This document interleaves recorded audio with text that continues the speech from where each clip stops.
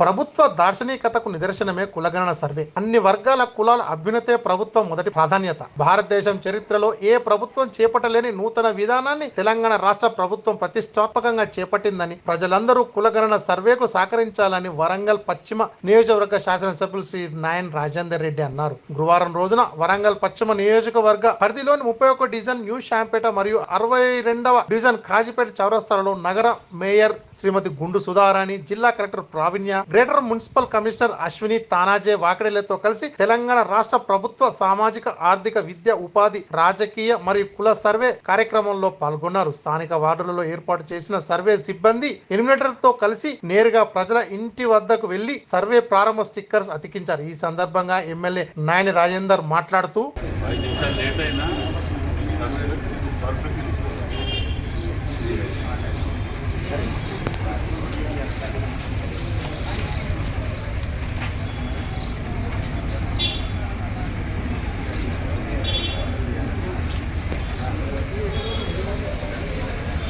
ప్రజలందరూ కూడా సహకరించాలి. అధికార యంత్రాంగానికి వచ్చినటువంటి టీచర్లే కానివ్వండి, ప్రతి ఒక్కరికి కూడా మీరందరూ కూడా పూర్తి స్థాయిలో సహకరించిన ఎడల దానివల్ల వచ్చే లాభాలు భవిష్యత్తులో ఎన్నో ఉంటాయని చెప్పి మనందరికీ తెలిసిన విషయం.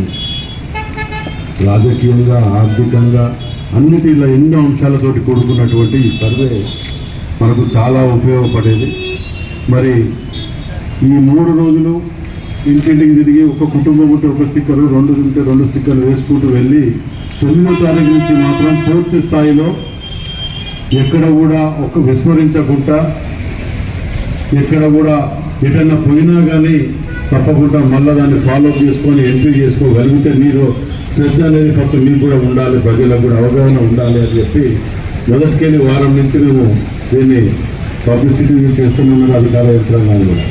ఈ కార్యక్రమాన్ని మన ముఖ్యమంత్రి గారు రేవంత్ రెడ్డి గారు చాలా ప్రతిష్టాత్మకంగా తీసుకొని ఇండియాలోనే ఒక ఇదిగా ఉండాలని చెప్పి, ఐకాంతిగా ఉండాలని చెప్పి తెలంగాణని మొట్టమొదట దీన్ని పూర్తి స్థాయిలో గ్రౌండ్ లెవెల్ తీసుకుపోయి పలానా టైం లోపల కావాలి, కంప్లీట్ చేయాలి అని చెప్పి ఉద్దేశంతో పోతున్నందుకు మరి అందరూ కూడా సహకరిస్తారని చెప్పి ఆశిస్తూ, ఇక్కడ మరి తోటి సోదరులు కూడా తెలియని వాళ్ళకు తెలియపరిచే విధంగా సహకరించాలని కోరుతూ సెలవు తీసుకుంటాం.